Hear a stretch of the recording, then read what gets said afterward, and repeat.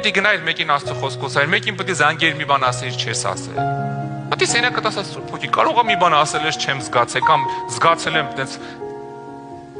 հայավարի սղացրել եմ գնացել է։ Սղացնել չկա, տեսեք Փարոնը մի 70 տարբերակով ուզում է սղացնի։ Ամեն անգամ ասում է, լավ կանեմ, մենակ ես հարցը լուծեք, սղացնում է, Աստծո մոտ ինչ սղացնել։ Ամեն մարդկանց կարանք խափենք, ֆռռացնենք, սղացնենք, սայթակացնենք, ինչ ասես կարանք ացնենք։ Բայց Աստծո հանդեպ ծիծաղալու է։